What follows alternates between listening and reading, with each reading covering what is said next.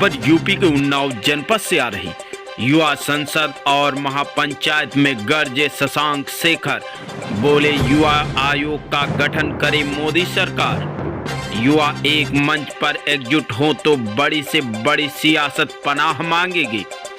आज़ादी से लेकर तमाम आंदोलनों में नौजवानों की ही रही अहम भूमिका।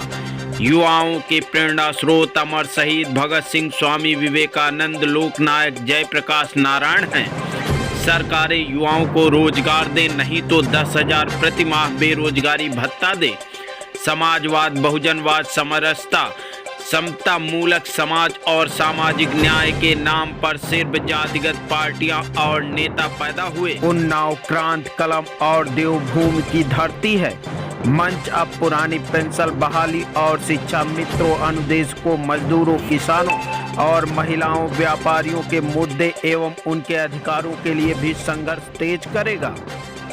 आपको बता दें, नौजवानों, छात्रों, बेरोजगारों, आउटसोर्सिंग कर्मचारियों के उन्नति व उनके बेहतर भविष्य को लेकर सदैव संघर्षरत और जनहित के मुद्दों पर हमेशा सक्रिय एवं सकारात्मक संघर्ष के माध्यम से युवाओं की आवाज बन चुके राष्ट्रवादी युवा अधिकार मंच के राष्ट्रीय अध्यक्ष शशांक शेखर सिंह पुष्कर ने कहा कि यदि नौजवान एकजुट हो जाएं तो बड़ी से बड़ी सियासत पनाह मांगेगी।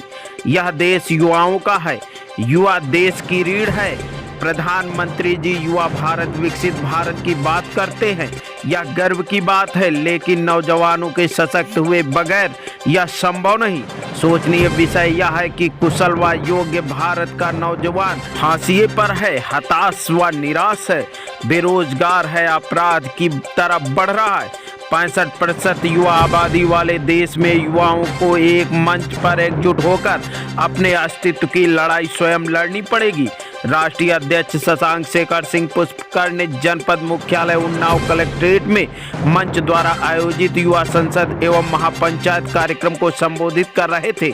उन्होंने कहा कि युवाओं के प्रेरणा स्रोत स्वामी विवेकानंद, अमर शहीद भगत सिंह, लोकनायक जयप्रकाश नारायण जैसे तमाम महापुरुषों, देशभक्तों एवं स्वतंत्रता आंदोलन में शहीद हुए लोगों के सपनों का भारत बनाने के लिए मंच दृढ़ संकल्पित।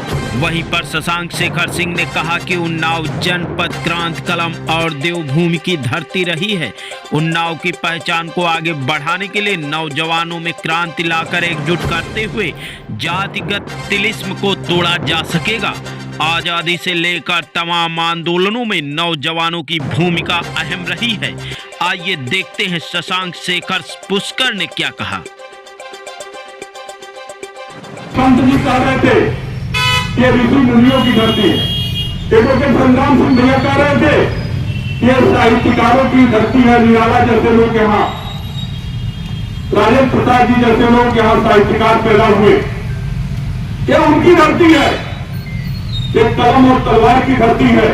साथियों, जब इतना सब कुछ इस मिट्टी में उपज है, इस मिट्टी में दम है, तो फिर हमारे और आप लोगों के लिए फिर अवसर की कमी नहीं होगी। ये मैं वादा करता हूं आज उन्नाव की धरती से कि यदि आप एक कदम बढ़ाना चाहेंगे तो आपको अगले कदम बढ़ाने के लिए शशांक शेखर सिंह आपके पीछे खड़ा रहेगा। ये आपसे वादा करता है, आपसे ये वचन देता है। साथियों, मेरा मकसद भीड़ जुटाने का नहीं, मेरा मकसद है कि उन्नाव में 10-5 शशांक शेखर मिल जाए, ताकि अगर शशांक शेखर न पहुंच पाए तो उसकी गैर मौजूदगी में उनकी मौजूदगी वहां दर्ज हो जाए। कभी किसी के साथ अत्याचार हो रहा हो, पीड़न हो रहा हो, शोषण हो रहा हो।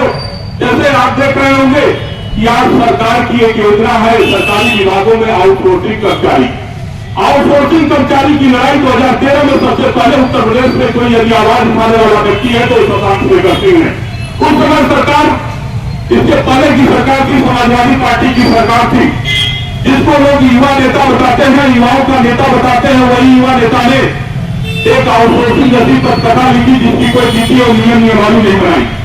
उन्होंने एक विधिवत बंधुआ मजदूर की तरीके से एक फरमान जारी कर दिया। खैर, राष्ट्रवादी युवा अधिकार मंच ने लड़ाई शुरू किया। लड़ाई शुरू करने के बाद आज परिणाम यह हुआ कि जेम पोर्टल, रैंडम, पता नहीं क्या क्या तमाम चीजें, उसमें कुछ न कुछ नियमावलियां बनती गई। क्योंकि ब्यूरोक्रेट के जाल में मुख्यमंत्री जी इस कदर फंस जाते हैं कभी कभी कि जब तक समझ पाते हैं तब तक ब्यूरोक्रेट अपना काम करके निकल चुका होता। लेकिन हम जैसे सजग, हम जैसे युवा पीढ़ी के लोग, हम लोगों की यही जिम्मेदारी है कि मुख्यमंत्री जी जो काम अफसर साहब नहीं कर रहे हैं, ये नौकर साहब नहीं करेंगे, हम जिम्मेदारी पूर्वक आप तक बात पहुंचाएंगे। अगर ये नहीं सुनेंगे तो हम सड़क पर सदन भी चलाएंगे, प्रदर्शन भी करेंगे और इनकी जवाबदेही